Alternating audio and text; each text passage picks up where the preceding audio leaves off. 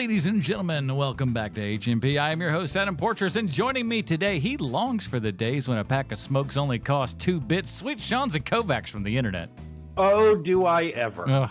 Well, the glory days, they've done passed us by, everybody. Bruce Leslie still on assignment out there living his Hollywood dreams and stuff like that, which is always good. He'll join us at some point, surely. But this week, everybody, we are talking the new movie from Wes Anderson, Asteroid City, stepping out of the old HMP box a little bit here. And I think we're going to have some... I mean, this is a secret Sean loves spaceships episode. Yeah. So little did you know that we were going to sneak yet one more of these in just in case. If we didn't have enough cool spaceship stuff and throughout this entire month, we'll snag one more in there. Why not? And if it's from Wes Anderson, it's probably not going to be the same old spaceships and stuff. But no, definitely not. Which continues the theme this month. It seems like June is absolutely bananas movies. Yeah, it's like, let's just see what other weird kind of thing that we can do. And when Across the Spider-Verse is the most normal movie that you've reviewed in the last month, you're doing something right. Yeah. Yeah, it's the one that we just go like, well, we've seen things like this before, and but this other stuff, you're like, oh, what is this? I've never seen anything like that. But we've been talking about Asteroid City. But before we do want to say a giant thank you to the people that support the show over at patreon.com/HMP. Awesome folks get the pre-show, post-show, Dinger Zone. This week's Dinger Zone, we talk about the future superhero movies, where things are going, what DC's thought process is going into all of this stuff. Because I don't know what you've been seeing in the last couple of months and stuff, but things are getting wild out there. And we got Secret Invasion coming up. We'll talk about that at the end of the show and everything. But Secret Invasion. I almost always want to say Secret Wars accidentally. I have done that. I think I wrote that down in my first, one of my first scripts for the show and everything. And I go, this episode is Secret War. Nope, incorrect. Especially since there is going to be the Secret War later. Yeah, we're going about things in all of a wild and crazy manner and stuff. But to find out about things about that and more, of course, head on over to patreon.com/HMP. Help be a part of this show and keep the old train running. We really appreciate that. And if you can't do that, at least drop over to the iTunes and drop us a 5-star review, a.k.a. Humdinger. Or even Spotify, for heaven's sake. Even they got star rating systems over there. You can't write anything, but for heaven's sake, just throw a review up there of 5 stars. You don't even have to write stuff out. Spotify, we do it for lazy people. I think that's their official thing that's right underneath the door. It's just written in Scandinavian, but yes. Yeah, you can't really read it too well, because I don't know if you don't know the language or anything else like that. But patreon.com/HMP. All right, everybody. This week we are talking the new movie from Wes Anderson, Asteroid City. Let's go ahead and read the IMDb plot line for Asteroid City. As we know, IMDb always 100% correct in everything they say and or do. Following a writer on his world-famous fictional play about a grieving father who travels with his tech-obsessed family to a small rural that's a tough word for me to say. Rural Asteroid City to compete in a junior stargazing event, only to have his world view disrupted forever. Directed by Wes Anderson, story by Wes Anderson and Roman Coppola, screenplay by Wes Anderson. We don't have a comic book connection because Bruce isn't here, and surely this would be one of the toughest things in the world. So let's talk a little bit about Wes Anderson and just kind of what our thoughts are on him as like a director going into this, so people have a point of reference for us.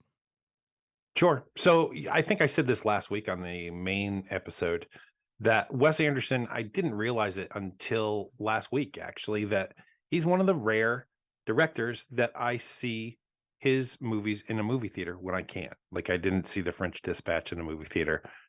But for the most part, every other movie of his I've seen in a movie theater. And I think that has to do with the visuals of all his movies. And I understand that he is not for everyone.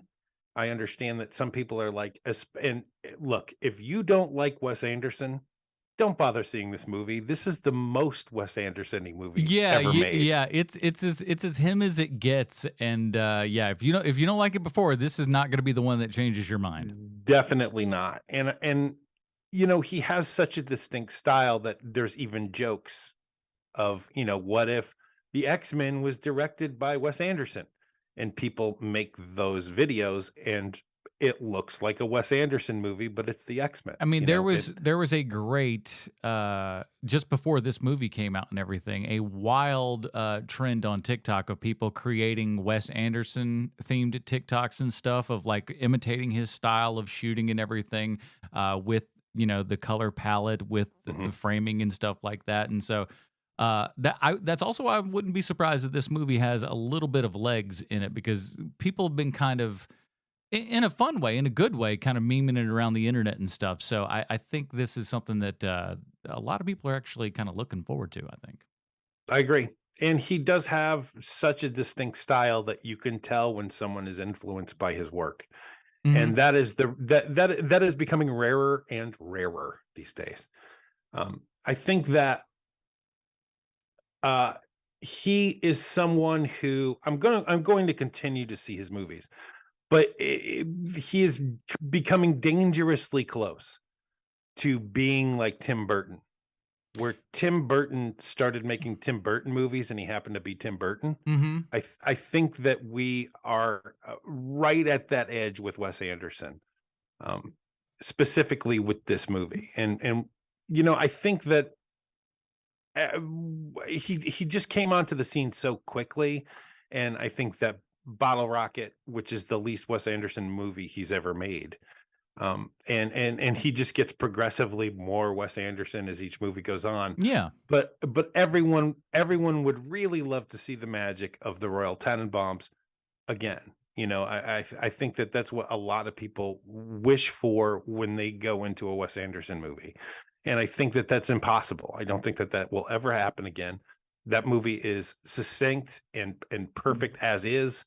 And I think that thinking that he's going to try to do that again is folly, because he is not that guy anymore. He is No. not that filmmaker anymore. And there's a level of expertise when it comes to his Wes Andersoniness, specifically with this movie, that I has reached levels that I think is the second wave of the Wes Anderson movie, like using miniatures and using special effects and using backdrops, but specifically seeing the car at the end of the movie this week. Spoilers, by the way. Hmm. Seeing it drive off into the sunset when that is clearly a painted backdrop, that is sort of the Wes Andersoniness of his movies now, where it's more of, let's see how cute this guy is actually going to try to get, because Hmm. there is a whole lot of cuteness in this movie. And at the same time, as is often the case with Wes Anderson work, uh, also cribbed in a lot of darkness as well at the exact same Well, time. there is that, yes. Which is kind of that thing that the juxtaposition of things that are on screen versus a lot of things that are going on screen are often really great. But I started out my first Wes Anderson movie just because it had enough buzz and stuff and people were talking about it, and eventually you're just like, all right, I got to see what this is. Was the Royal Tenenbaums, and let me tell you, that is not the first one to see. If you don't know No. what you're getting into with Wes Anderson, you have no form of reference. I was just like, I do not. The second that he was just like, fly Mordecai, and that's in like the first 5 seconds of that movie, and the Beatles covers play, and I'm like, what in the hell am I watching? This is awful. I watched the whole thing, and I was just like, I don't see what people are seeing. And then, maybe a year or so elapsed after that, and I was like, all right, maybe I'm going to go back and give another try. I'm going to start from the beginning, just see if, see what I'm missing here. And he didn't have that big a filmography at that point. So I go back, I watch Bottle Rocket. And I'm like, Rushmore. well, first Bottle Rocket. And I was just like, because I was literally, I'm starting at the beginning. So I watched Bottle Rocket and I go, okay, I mean, it's competently made for an indie kind of film and stuff like that. That's about what I figured. But I'm like, the comedy's just not what I'm looking for or whatever. Saw Rushmore, liked it well enough, but again, there was enough of a quirk there where I was just like, okay, I kind of see what this guy does, but I'm not really that big a fan or whatever. Cut to a couple of years later, seeing Fantastic Mr. Fox, and all of a sudden it dawned on me that Wes Anderson's just been making live action animation his entire career. It's just with people. He's just been doing this weird, quirky thing that's been animation, but it's been with like live actors, real people instead of drawings. And that it all kind of clicked for me there. And I went back and like really looked at it through the kind of auteur lens of everything and go, oh, I see what this guy's doing with everything. And for whatever reason, it all clicked with me from there and just kind of went back, rediscovered, and, fell in love with everything at that point. I can remember you, even on this show, saying that you weren't a big Wes Anderson fan. Yeah. And so for this turnaround to happen, where you suggest Asteroid City to me, the guy who came up with Sean Love's Spaceships, here we are. And here we are. I think that as we go on, right? Because I think that this movie is going to do very well for what this movie cost. Yeah. And he's already even got his next movie, I think, in the can. Am I right? I'm not sure. If it's not, it maybe they're going into production. I'm not sure, but it's like he's booking on things these days. I think it's either in post-production or they are darn close to it. Because when I was looking for the Stallone connection this week, it kept coming up, like the wonderful story of Henry Sugar. Yeah, they're in post-production right now. They've shot it. Well, there you go. See, like he's not stopping it. Now I'm getting even more angry at Fox Searchlight, Focus, whoever needs to get on their ball and start putting out these Criterion Blu-rays. We still don't have Isle of Dogs. We still don't have French Dispatch. We got this movie. We got another one coming. Get on your stuff, guys. We need these special edition Blu-rays. That's my rant for the day. Very good. I didn't realize that this was a Roald Dahl adaptation, the Henry Sugar movie, his next one. Yeah, I think I vaguely heard about that. This was one where I was I'm kind of surprised by that he's going back to that again, because I don't think that Fantastic Mr. Fox was something that he would call crazy successful. But, no, I think it had a lot longer legs than people I think expected. That's probably what it is, right? Is that it's one of those movies that it probably didn't do very well in the beginning, but then 10 years in, people are like, you know what, that's a really good movie. I think that's probably what happened here. Well, let's get into this movie, and let me sell everybody on this Junior Stargazer's adventure with Wes Anderson, because this sucker's got everything. We got the signature Wes Anderson style, but with a few missing, exceptions this go around. We'll talk about it. It's a movie about a play based on a made-up story, I think. Look, it's a Wes Anderson movie. You know the drill.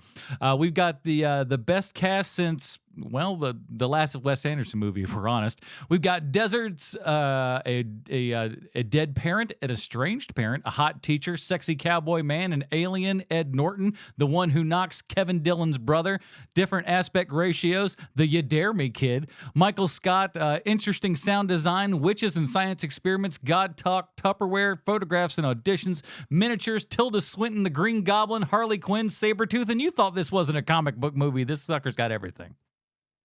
It does. There's basically everything in here. It is, like you said, this is the kind of culmination of Wes Anderson in a lot of ways, because first of all, let's just talk about the design of this thing, because like as much as he's known for having a very specific style and everything, this is like over the top even for him, I think. Yes, and the cuteness to which this movie is made, I even found cloying at times. The fact that we start off out the gate, and I even said this before I saw the movie. I think I even said it on the show that I want to live in Asteroid City. And so yes, to have that already taken away from at the top of this movie by having the narrator tell you, Bryan Cranston tell you, oh, this is a fiction. This is what you are about to see is the movie version of a play that has been done already. Yeah, and that was one of the this was the most they hit you right off the bat with like an Inception puzzle where you're like, okay, how does this all put together here? Narratively, in a lot of ways, one of his more complicated films in that measure. it took me a minute to figure out that Adrian Brody is the director of the play that this movie is based on. It took me like I was like, okay, and it's part of the issue with this movie with me. I think that it's a good movie. It has its own style, of course, because it's Wes Anderson. But I would call this a middle of the road Wes Anderson movie, just because there are so many moments where I found myself rolling my eyes, Hmm. and just the way that this movie is structured is one of those things that made me roll my eyes. You know, I'm not asking uh for a ton here. I'm just asking, how about you give us a little suspension of disbelief? You know, I understand that the sets look like sets. I can get past that, I promise you. And it seems like an easy out to me, you know, especially with somebody who he's been working with the same production designer forever. Yeah. You know, I can't remember the guy's name, but it's the same guy that he's used for like on Grand Budapest Hotel and even before that. And you know, those sets were similar in that like French Dispatch, you you would have the front of a set leave camera, and then the camera would go into the set. Hmm. Like I get it. I get that this is who Wes Anderson is. You don't need to have this weird thing where like this is based on a play and this was written beforehand. Like I don't need any of that. Yeah. The preamble and I and even the weird, and again, spoilers for everything for everybody if you're new to the show. Um, I don't know. I laughed at it. I thought it was funny, like the Bryan Cranston showing up in the part that's not his, where he doesn't Oh belong. yeah, I'm not in this scene. Yeah, that was Oh, am I funny. not? Am I not supposed to? I'm sorry. This is kind of backed out. I'm like, oh, that joke felt like it was in there for me, because that's some bull crap that I like, where it's just like, oh, I'm not supposed to. I'm sorry. Let me just step right on out here. But part of the problem with that is that when right from the get of go, there's no stakes anymore. You know, there like the plot of your movie is gone now when you do that straight away. And having that's a funny joke for sure. But when every little aside like that, it's like, oh right, this is not real, you know? And I know it's like you said, it's layers of inception here, but you have to be able to work on your own crap. Like your screenplay has to be able to work by itself. And I found this movie very long, even though what's the runtime on this thing? I want to Hour say it's 46. It's not. yeah, It's it's not even not even two. that long. It just feels that long because you don't have the engine moving this movie along. No, you show up at Asteroid City and you pretty much stay there the majority of the time, and you know there's not a lot going on, Right. and that's kind. I mean, it's part of the point, but you know, there's not also not a lot going on. Also, I noticed something with the screening of this movie, which is that, and it's the first time I realized this. When you're watching a Wes Anderson movie, it is funny. Like there are funny moments for sure. But this is the big payoff you're looking for the jokes in his movies. Huh, that's it. That is basically the reaction that you're going to get from most people. Now, at the same time, too, like I have a little bit more than that, and specifically at this screening because we had a decent amount of people there. Mhm. Um, I ended up in the front row, which again didn't mind because it's a small theater, so it wasn't like it was that big of a strain or anything. I had to have been laughing like Max Cady for these people because there's a couple of moments where I'm just like you laugh and I'm sorry, are the rest of you dead inside? No one else. Okay, all right, good for you. Not laughing at stuff that's funny, people, but far be it from Well, me. I mean, but again, it's not really super laugh out loud funny stuff. No. But every now and then there's something, and I I mean, the forget. funniest part in this movie is in the trailer where she says, "Do you want me to reenact my nude scene?" and he doesn't say anything, Oh and yeah. That and he goes, did my mouth say the words? Yes, the answer is yes. yeah, I thought it was like, yeah, that got a big audience reaction for sure. That's the biggest laugh line in the movie, and that literally got a from most people in the theater, myself included. Like that's the level of humor you're getting from this. However, what you do get is in true Tom Hanks fashion, like true Tom Hanks comedy movies past the 80s, where everyone's always smiling watching these movies. Because I looked around a couple of times and everyone's just ear to ear grin as they're watching it, which is neat. Like that's what it should be. Uh, there's I one of the other hilarious. I just that alien and Oh, so good. the fact that I love the stop action of it and everything, but the Mhm. best part is watching that and then later finding out Jeff Goldblum plays Jeff Goldblum. the alien. You watch how that alien moves and you're just going, oh, they 100% watched how Jeff Goldblum moved and animated this thing to move like him. And Oh, I disagree. I think that alien moves exactly like Fantastic Mr. Fox. oh well, that's and I'm saying Jeff Goldblum moves like that, and if he were to be this role, that's how he would do it. And I love like the just the big white eyeballs with the black dots for pupils, and how they just looking back and forth, the slowness of it. I love that. There's just something so stupid of like, I'm an alien, I'm coming down, I'm stealing this thing, I'm doing it right in front of all of you. You're all looking at me. I'm looking at you. Are you gonna let me do this? I'm gonna do it. I'm picking it up.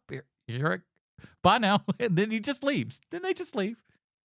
Man, I've been, while you've been vamping, I've been looking up Adam Stockhausen, who is the production designer for Wes Anderson. And he basically comes into the picture during Moonrise Kingdom. And you want to talk about somebody whose job is very specific and unique. It is this man. However, when he's not working on Wes Anderson stuff, he's working with another director, Steven Spielberg. Oh, some so and so startup. And he is 1, 2, 3, 4 Spielberg movies deep now. Oh, is that all? Yeah, Bridge of Spies, Ready Player One, which, whatever. West Side Story and Indiana Jones. Shoot. Yeah, he's been doing okay, this fella. But I mean, there's a reason why he's working with the best. It's because the man is uniquely talented with specific things, right? Yeah, and very, and as you could tell from the list of titles here, specific and varied things. Yes. Which is the Yes. quite the impressive part, because a lot of times it's just like, oh, this guy's good at doing this. You didn't see H.R. Giger doing a lot of pastels. No, very true. Very true. And even before he was the production designer, he was Wes Anderson's art director on Darjeeling Limited. So the guy has been working with him for, at the very least, what's Darjeeling Limited? 10 years, 15 years? Yeah, 15 years, 2007. So he knows the style. And that is the thing with Wes Anderson, is that he kind of sort of needs the same people around him, because you need to be able to speak a shorthand when your movies are this intricate, right? And somebody that knows your language and says, he's going to like this, or this. I'll give him these choices. He'll get one of these. And like, that's especially if you work with somebody that many times, you know exactly what they want, what they're looking for. And like you said, there's a shorthand that he just goes like, no, do it like such and such. And they go, got it. And it's just done. And you need that when you're putting together something where there's no set that resembles anything that we've seen in our modern day reality. I watched an interview with this guy recently, and he's basically talking about working with Wes Anderson. And he says, there's a lot of things that work on Wes's sets where it's pull a pin, move the wall. Like there's a lot of things that behave that way. Mm-hmm. And it's because it has to. I mean, especially when you're looking at just the most Wes Anderson-y movies because I think that he's getting more and more Wes Anderson as we go along. I mean, you look at French Dispatch, you look at Grand Budapest Hotel. Those are far more Wes Anderson-y than even the movies that were before that. Yeah. I think Moonrise Kingdom is very Wes Anderson-y also, but not to the level of the way that the sets look. Yeah, he's been where able to dial it up because he's gotten more cachet through the industry. He's been successful with the things that he's done. Like, and even outside of this, a lot of people don't realize he's also, still does ad campaigns for stuff like, American Express and things like that. Yeah. So like he's not opposed to going out and doing things outside of just even the regular, movie making field and stuff. So it sounds like you like this movie a lot. You may even like this movie more than I do, it sounds like. I like it decent enough. I need to see it again for sure, because like there's one of the great and bad things about his movies is there's a lot going on. And There is. And especially if you are somebody who kind of wants to absorb all the things that are going on in a Wes Anderson movie, especially in a movie like this, that is difficult to do because there's so much going on, not only just visually but story structure wise. There are points where I'm confused and I'm like, is this what I think it is? Or then there's like subplots that I'm like, did that even go anywhere? I mean, for example, I'll bring it up because it seemed odd because we don't have a ton of like just relationships period in a lot of Wes Anderson movies outside of like, I don't want to say platonic, but things that aren't, it's not over sexualized, I guess. Right. In a lot of ways. So like the Ed Norton with who's the other guy? Oh, in the whole playwright thing. Are you talking about the actor? Yeah, well, the actor and everything that's kind of going on. So when he's going through the like, was that a gay subplot halfway in there? It's the actor and the playwright. Right. The actor who is in the movie and is also in the play are gay. Yes. Okay. So like it was again so many like because you have to kind of like keep the play, the real life, the play about the play and the movie all Legoed up in the same kind of factor. So it's like sometimes it's hard to juggle all the balls, and I'm just like, what's real? What? Because Schwartzman is basically playing an actor. Yes. And then he is well, you know what? Let's go Russian nesting dolls on this. So there's there's the actor who is playing the role of Augie. Yeah, Augie. The dad. The dad.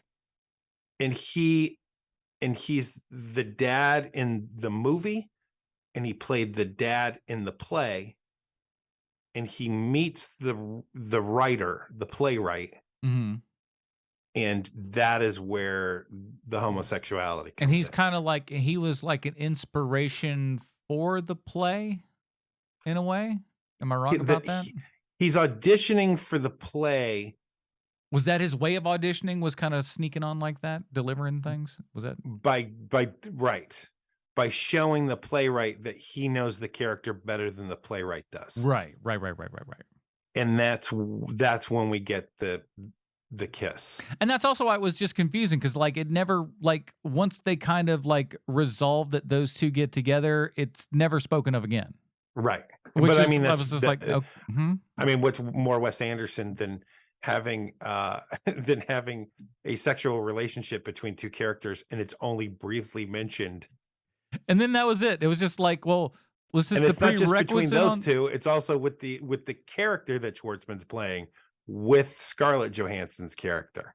Now that I think about it, like, and again, this is why you need to go back and watch it again. Is our playwright Scarlett Johansson's character in this thought process? I don't know.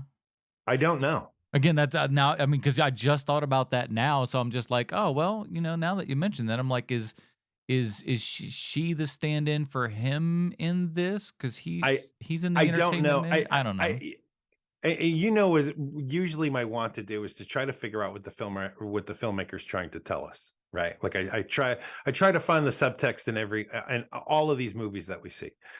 I cannot really figure out what he's trying to tell us here. This is a tough read, this movie. I think I'm guessing.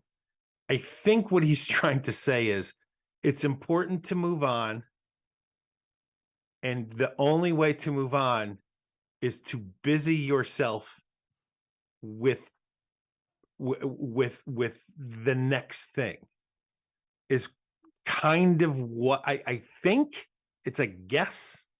I can't even tell. It's why when I see this movie again, I'll know if I'm right or wrong. Yeah, I'm not even sure because, like, I mean, there's part of it like there's The everything from like waxing on the existence of God to like the Right. power of man and war and things like that. So it's like there's everything from divorce and death and while people might think that like this guy going around with his his kids and everything and them not knowing the death of their mother, that's not as far fetched as you might think. No, Things like that no. actually happen, and I know some people. I won't go into it, but I know some people where they found out some things that they were just like, "How on earth do you not know that?" Sometimes people do not know. And I thought that was going to be the game of this movie. I thought the game would be you got to keep it away from the kids that mom's dead. Hmm. But that breaks down in the. I mean, geez, you're talking the beginning of the first act. And so they know, and so okay, that game's gone. So where's the game? And so basically, this movie works in a way like far more like French Dispatch does than Grand Budapest Hotel, where the game keeps changing, right? That it goes from that to, okay, now we're all quarantined here, even though the quarantine doesn't even happen until the end of the second act of this movie. Yeah, And I mean, it just shifts where you think that like you think Tom Hanks is going to be more combative towards Schwartzman's character, but they're not really combative at all. They understand each other. They just don't really like each other a ton. I did like how it kind of laid out the act structure for us and everything ahead of time. They're just like, all right, the Act One takes place on the first day, the Act Two takes place the following day, and then Act Three takes place 1 week after that. And I was like, Right. oh, that's nice how they we you remember that as the movie goes on and stuff. So when you have those, now, did you did you like the kind of interstitial like just like little act break things? Was that something that is I that too think much it's Wes Anderson fine. for you? I think it's fine. Right. Like I think that I'm okay with that with the act breaks. I'm also okay with the fact that they it's a thing within a thing within a thing. But I think my biggest problem with it was that they start out that way. Like it's not even a surprise. Like Mhm. it's bookended with that. And I think that that's my issue with it is that you're telling everyone right up front that this is not real. And when you have a movie that's an hour and 40 minutes long, you need momentum, and that takes all of the momentum out of your plot. Like don't get me wrong, I think the performances are great. The visuals, oh my god, it's in every poster and trailer for this movie. But the kid trying to get out of quarantine by using his jetpack and Yes. having the rope around his leg as the army's trying to pull him back down, that is such a stunning visual. There, it's so unreal but But perfect. also hyper real at the same time, which is weird. Yes. And there's so many different moments. Like I love the juxtaposition of them in the windows. Midge and Augie speaking to each other through the windows. Scarlett Johansson Mhm. and Jason Schwartzman speaking to each other through each other's windows in the trailer. You get a sense of that it's hot out. You get a sense that there is a lot going on with the character that Jason Schwartzman's playing, and they even bring it up later in the behind the stage thing where the director says, you got a lot going on with this character. You got the eyebrow, you got the pipe, you got, like all of that stuff. He does have a lot of things to work with. There are a lot of mannerisms, and I didn't realize it, but this main character behaves basically like Fantastic Mr. Fox does, where he's got so many different weird things that like mannerisms. It's pretty interesting. No whistle though. That's the problem. No, which I'm glad that they didn't do the whistle, but they did do the eyebrow. And and just having them bring up the eyebrow was funny, because I was like, somebody's going to bring that up in this movie. Scarlett Johansson. I listen. She's she's consistently good and stuff. I'm never. When she's good, she's great. Yeah, for sure. It's yes. She's always going to be at least fairly serviceable. Now, she may not be given the best material to work with all the time, but she's going to, it feels like she shows up whenever she goes to something. It doesn't feel like she's phoning in a lot of stuff these days. I think that sometimes she does. Save for Black Widow. That's a whole can of worms, but. Yeah. Right. But I think that happens, you give her the right director, you give her the right script, she's going to be great. She's been doing this since she was a small child. So you'd think that she'd be able to hit this stuff. Yeah. Yeah. Well, that's a good point. Good point. You've been doing this for a bit. You should be decent, right? She's basically been in the public eye for 30 years. I mean, as hard as that is to imagine, it has been 30 years that she's been a working actor. Yeah. Yeah. And I think that seeing her mature, I guess is the right word. She's trying to get out of the I'm the sexy bad girl kind of a thing, that seems to be going away with her, and she's turning into, this is her third mother role in 5 years. It's interesting to see her progress into that. She's no longer, hey, I'm just here because I'm hot. Yeah. And finally, somebody where, and it's funny, I would have figured that, with her height and everything, Jason Schwartzman would be like, listen, we got to be standing beside each other in as many of these frames as we possibly can. Do you know how many other women are towering over me, everything in the world? I got somebody on my height level here, and you're going to put me in a window against her in a window in singles? Come on now. What are you doing to me? Yeah. I think cut the man some slack. I think every performance in this movie is basically great, and it's the reason why Wes Anderson is able to get all of these people, because he's going to make you look really good. Yeah, everybody's got their little moment. Jeffrey Wright's moment, his speech and everything is just fantastic. Yep. Tilda Swinton's just looking like an alien as always, just doing just the Lord's work over here, just going I'm just being weird. I love it so much. I mean, Secret Weapon, Rupert Friend. Who saw that coming? Oh my God. Can we talk about, he looks and feels like he is from the 50s. Yeah. He's just so great. I was just I was shocked at how, I was just unexpected, especially from that guy who, I'll be honest, at times has been bland in some things, and maybe that's not his fault, but I really enjoyed him in this, and old what's her face too was quite good. Old what's her face? Who's that? The teacher. I'm trying to. Oh shucks, what's her name? Right, Maya Hawke. Maya Hawke. Yeah, I was just famous parents. yeah. But she was great too. All the kids were fantastic. Just great Wes Anderson kids. Just with signature faces and voices and stuff like that. So good. So cute. And I love the idea, the weird traveling school and hey, we've been teaching you all about this space stuff, and I know that we just came across some aliens, so maybe all this isn't as accurate as maybe we had thought previously, but we're gonna try to push through this lesson as best we can. Then they all got questions about the aliens, and I've written a song. Again, it comes from that, it pulls from that great 50s stuff that made no sense, where it's just there's no reason for a song to be here, but by gum, I think we need one. We're going to put one there anyway. And it's fun. And here's the thing, it's a fun song. You enjoy it. You're just you know what? That's kind of what this movie actually needed right now.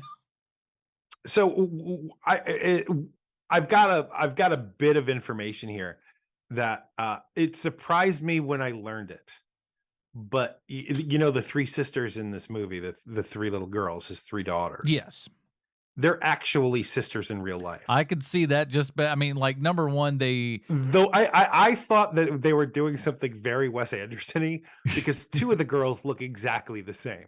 But there's the third girl, the one girl who doesn't look as much like the others do. yeah. And I thought that that's what they were doing. That there was two sisters and then one that wasn't actually in real life a sister. But no, it's all three. All three of them are sisters. Wes Anderson constantly wants some black sheep in the family. It's like, well, That's really what I thought. yeah. I honestly thought that he was doing that on purpose because one of them does not look much alike.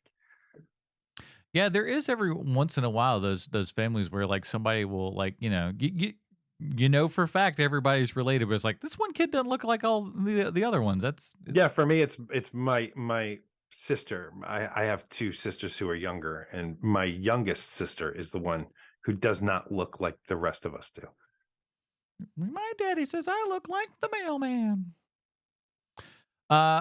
Listen, it's one of the things that I was kind of surprised about. Let's talk about a couple of things that were that kind of are Wes Anderson staples that don't seem to be here nearly as much.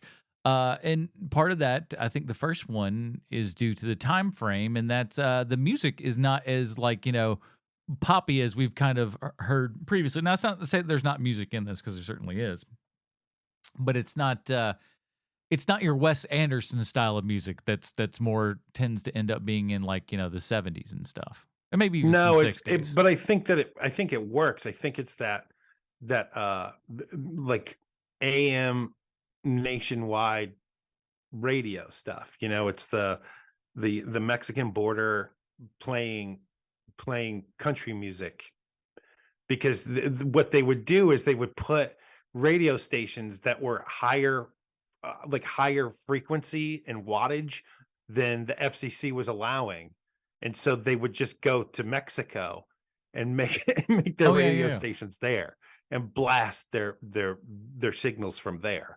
And this is that style of music, if I'm not mistaken, which I don't believe I am.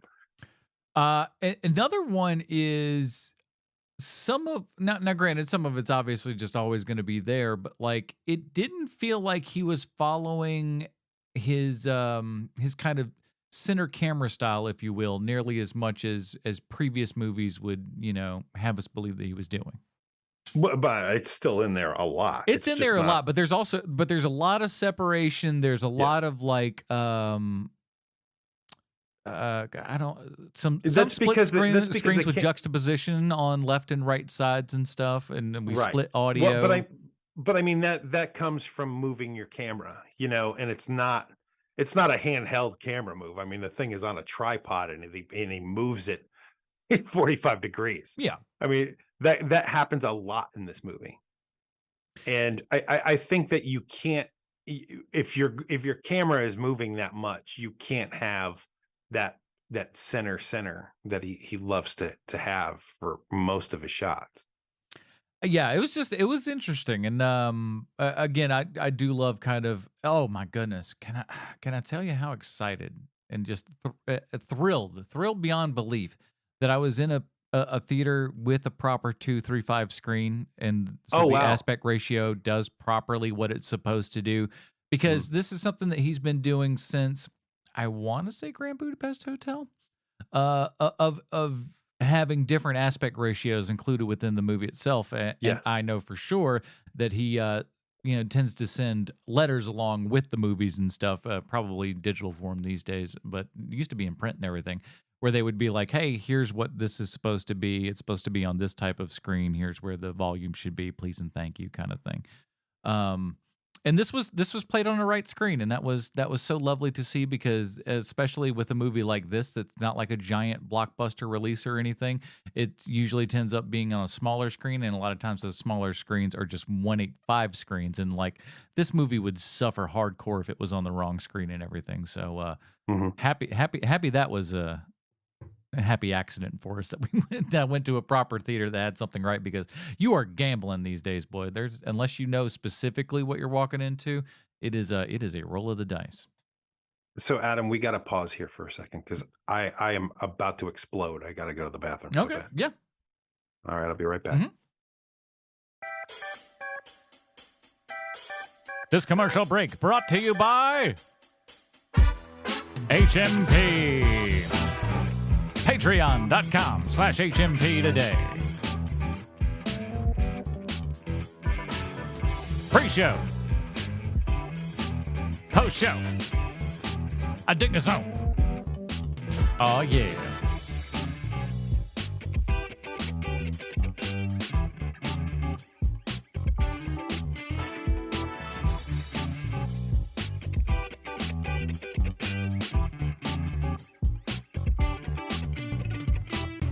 All right. Welcome back, everybody. Sorry about that, man. Oh, you missed it. I thought I would get it just on time. What? I did a musical interlude. So, but that reminds me of my favorite part of this movie, which is the kid who's, hey, you dare me to jump? Hey, you dare me to get on that cactus? Oh my gosh! First of all, Liv you want Schreiber to says, "What is string the this purpose of kid this?" up so bad. He is just like. And here's the thing, though. I think we all knew that kid growing up. Of course, but his response It was is so real. and so dark. It is one of the darkest things I've seen in a Wes Anderson movie. Well, because I'm afraid that I will blink out of existence if you don't notice me. Oh my God. It's amazing. It's just amazing. Like no one pays attention to anything I do. I just want to feel validated. Please, for the love of God, can somebody pay attention to me? Because I'm starved for attention. Essentially, is what he's just saying. It's like, oh, it's so sad, but like, And the thing is that immediately Liv Schreiber and the other guy are like instantly feel bad for him, and they're like, okay, yeah, we dare you. What bullcrap thing do you want to do now, kid? Please just go. It's like, God, we feel so bad for you. Just do whatever you want to do. Blow your hand off. We don't care. It's so it is so dark, and it's my favorite part of this movie because it is so outside of what Wes Anderson usually does in his movies that it's such a wonderful moment, because I really felt like where that character was going to be sort of like what happens with the writer character in Royal Tenenbaums when Owen Wilson has that line of look, we all know that Custer died at Little Bighorn, but what this book is supposing is maybe he didn't. So, that's really where I thought they were going with this stuff. And to have it make that turn to get so unbelievably dark and existential is in a movie like this, it just like slams on the brakes in a good way, where it's like, oh wow, I forget how good Wes Anderson can be at that. And Roman Coppola, I know, has become his writing partner. Mm-hmm. And I understand it. Roman Coppola is one of those guys who is a good big picture writer. Yeah. Not so much with little stuff. It's the big stuff with him that works. And so to have your minutia of Wes Anderson and then to have the outside view of Roman Coppola means that we're probably going to be getting these movies for the next couple of years that feel like this. Yeah, and here's the thing, like, while his movies aren't nearly as cheap as they used to be, they still, we're not costing Avengers money here, Not even close, man. There's no way this movie costs more than, like, I think this is cheaper in Budapest. If this movie cost $30 million, I'd be shocked. I think you're right. Now, let's, like, real quick here, because I think this is one of the things that I think most people, and I can't wait for the book, the Matt Zoller Seiss book that is surely to come out on the making of this, because I'll get it just like I get all of the other movies, books, Wes Anderson books that he puts out. I want to know how, like, I can't wait. And again, this is what's pissing me off, because I want to get this on Criterion Collection where we can see a lot of the great behind the scenes stuff. But if we don't even have Isle of Dogs on Blu-ray for Criterion yet. What are the when are we getting this? Wow. We go Isle of Dogs, French Dispatch, and now this. And you just said it. We're in post production for his next movie. I'm sorry, but why are these not on Criterion yet, people? Come on, give it to me. But that's what I want to see about this flick is just the behind the scenes stuff. What's real? And again, because somebody asked me, they're just like, well, it's just like all blue screen stuff, and I go like, I don't think much, if No. any of it, would be like. I'm sure there's probably some digital effects here and there. That's just Yeah. what's bound to happen. But I'm Yeah. like, they built the majority of this crap, and then Yeah. and the other stuff they built in miniature form and tricky. Yeah, it's miniatures and it's painted backdrops. That's a lot of what this is. Driving up to like the little horizon line there and everything, like I don't know, there's something about it. Like there is that just Wes Anderson-ness of it that just kind of goes, it just gets you. At least it does Yeah. for me. Yeah. And again, that's like it's another one that I think if this was another director and I saw this, I would probably be more dismissive of it. Because like, but his is one that like I watched this time and I go, I'm sure I wasn't paying attention to nearly as many things as I should be, because part of me is watching, the production value of everything, the style of it, because there's a lot going on, and so I'm not sure that I got as much out of the movie portion of it. I know I did, but not nearly as much as I want to. So I feel like I got to watch it at least one more time to kind of get a true grasp on everything, because it was just like I don't know. Like I said, there's a lot of balls in the air at one time, and I'm not sure. Well, it's the other thing too, right? Where you have, because generally the way that I was taught to write is that if you have a crazy situation, you have to make your characters normal. Or if you have crazy characters, the situation needs to be normal. It's generally the way that things are written. That is not the case at all with Wes Anderson. And so you have crazy scripts, crazy characters, and then on top of that, let's add on that the production design of all of his movies are also crazy. Then let's add on top of that the special effects in his movies. You're always trying to figure out how they did something. So you basically have 4 layers of things happening while you're watching a Wes Anderson movie these days, because it's watching the horizon line, right? I said it at the top of the show. When that car doesn't turn and it just keeps going into the distance, even though that's a painted backdrop. Yeah. It's like, wait a minute, what? How did they do that? Like, it's just stuff like that, And so it's the things you're paying attention to. Like let's take, for example, here, right? Steve Carell is the motel manager in this movie. We haven't even talked about him because he's in the movie so little, but he's in it. And he's pretty funny. He is. He's great in it. Yeah. Everybody in this movie is great.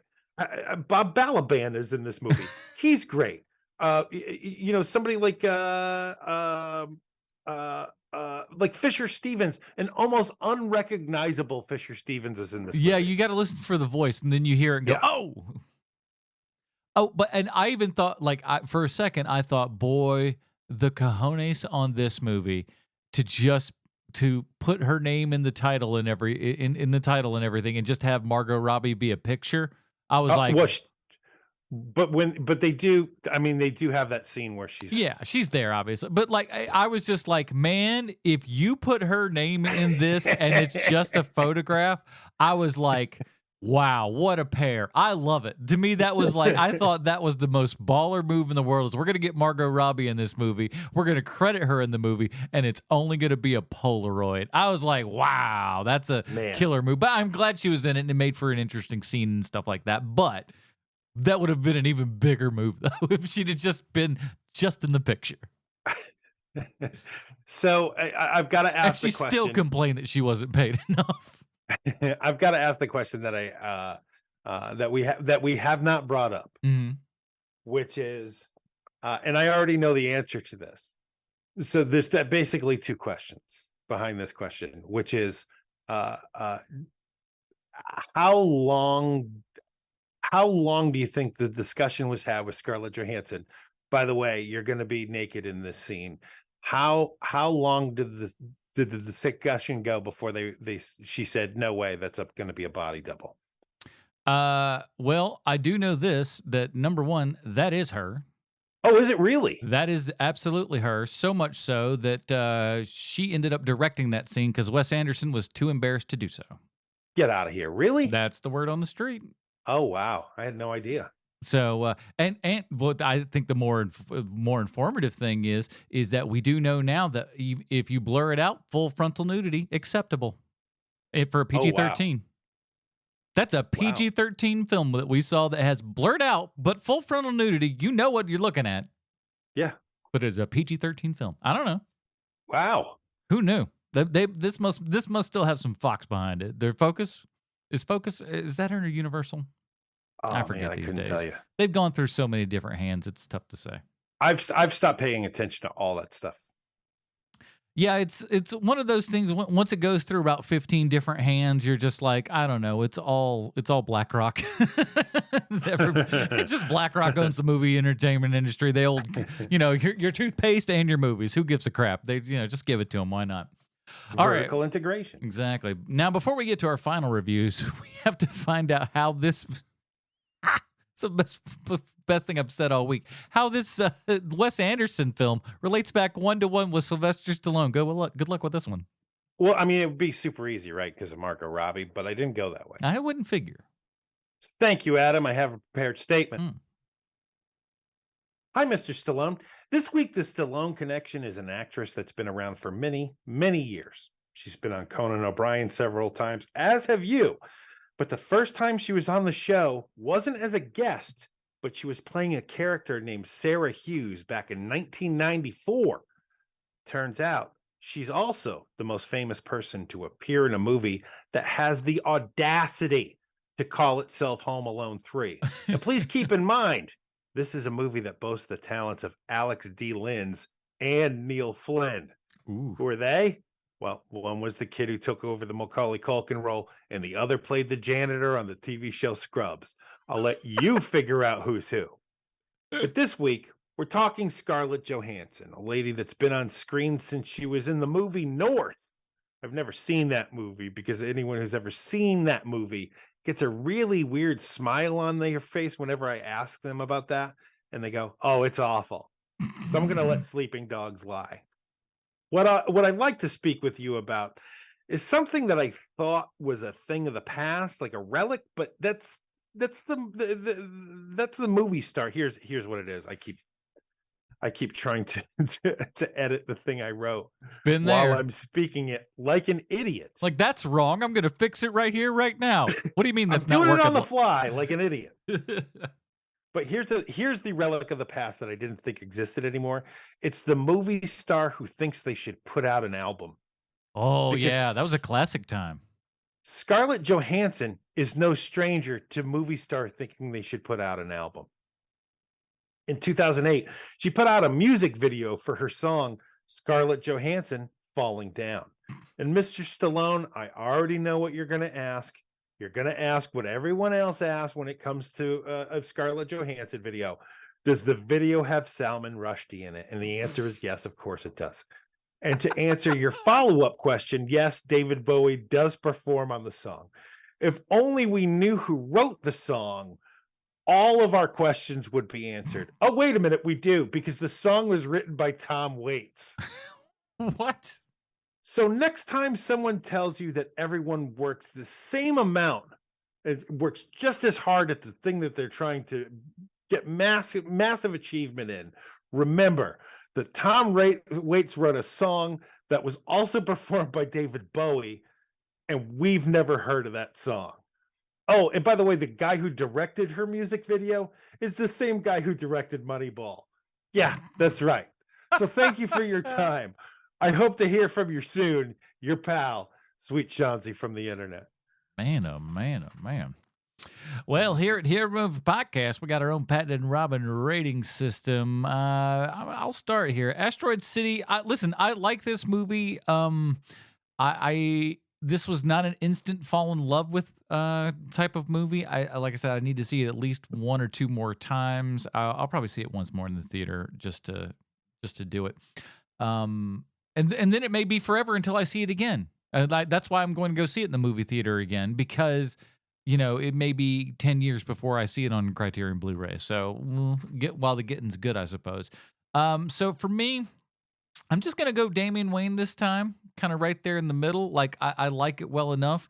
It delivered on the Wes Anderson-iness that I needed, but maybe didn't satisfy the story thing in me just enough yet. But again, I think after just one viewing, that's why I'm also kind of leaving it open and definitely want to see it again because I feel like it deserves at least a second swing. At least second swing, yeah, for sure. What about you? For me, it's a Damian Wayne as well. This is my least favorite Wes Anderson movie is Darjeeling Limited because I find it so heavy-handed. The message of that They movie got is luggage. They got baggage. it's Sean. just beating you over the It's a head little with a 50s style Louisville Slugger bat. Whereas this is hard to tell what he's trying to tell you. And so that's why it's middle for me. It's a it's a Damian Wayne. I think it's good. I don't think it's great. It is missing that one character. Like there's always the one character in Wes Anderson movies, of the really great Wes Anderson movies, where you're like, oh, that's the breakout character in this movie. And that character doesn't really exist in this. That little redhead kid. He is pretty great. You're Yeah, right. he had enough lines. But again, give him 25% more material than what he had, and maybe because Yeah. he doesn't have quite enough. He's got like 2 or 2.5 dingers in there, maybe. But nothing too much more than that. If he'd had a couple more jokes in there, maybe he would have risen to that level. I know I keep name checking Royal Tenenbaums, but there's that kid in Royal Tenenbaums who that car's got a dent in it. Fascinating. Stuff like that, where like that's kind of what this movie is missing. I looked up, I went on some quick research and everything just to be like, what's Wes Anderson's marital status like right now? Are things good, or is there so many different... Isn't he married to Fiona Apple or something? No. So you're thinking dating back in the day for what's his face, Paul Thomas Anderson.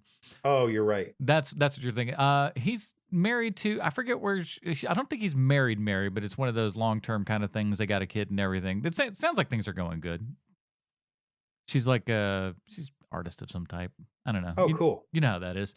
But so he's doing all right over in that department. So because that's always, and you think of the same thing because his parents divorced at 8, so you're always looking at divorce stuff. But he even talks about in the Tenenbaums commentary and stuff that he's just speaking of Roman Coppola, Roman was just write about your parents' divorce and everything. He's like, I started writing about that, but that's not what Tenenbaums is about at all, because all of a sudden these characters just took on some sort of weird thing that was nothing like anything in his life at all. So you know that there's some parallels in there to his life in some way, shape, or form. But at the same time, too, I like that. I like not knowing, but that there's some personal stuff going on in this show. But it's also kind of nice that you don't really know exactly what any of that stuff is. Mm-hmm. I feel the same way. And there are a couple other authors out there and directors and stuff that, when you see their stuff, you're like, oh, there's something that's deep down in there that they're not really letting everybody know, but there's something in there. And I feel like Wes Anderson is doing that, especially with this film. Not saying it out in front of everybody, but hiding under the cloak a little bit. Yeah. Well, that is it, everybody. Another one down, and we got one more in the hopper here. The summer continues on a chugging. But, Sean, we got other things to worry about this week. This week is a big week. What do we got going on? We have our newest episode of Marvel 30 Questions. This week, we're asking 30 questions of the new series Secret Invasion on Disney+. Check that out. It's going to be a big one. Sam Jackson finally making it back to Earth after all these years being gone. Will there still be 7-Elevens when he gets back? Who's to say? We're going to find out this week in Secret They're Invasion. all quick 30 trips questions. now. They're all quick trips. They've gone away, which, let's be honest, better place. Quick Oh, Trip's better than vastly superior. 7-Eleven by Totally like agree. a Totally million agree. miles. Need to have more of those. Ladies and gentlemen, we're headed back in the theaters yet again to talk about one of the most nerdy properties next week, Indiana Jones and the Dial of Destiny. Spielberg is out. We got, what's his face back in? Oh, shucks. Mangold is back in for director. I'm like, what's this guy's name? I can see his face. Why can I see his face and not know his name? James Mangold in as director, and of course, old Harrison Ford coming in on a walker and is going to wow us one more time. At least that's what they tell us. So we'll see all that kind of good stuff next week. That is it, everybody. Join us next week for Indiana Jones and the Dial of Destiny. For the absent Bruce Leslie, sweet Sean Kovacs from the internet, I'm Anna Porters. Stay super, everybody. Bye, Marty and Evie.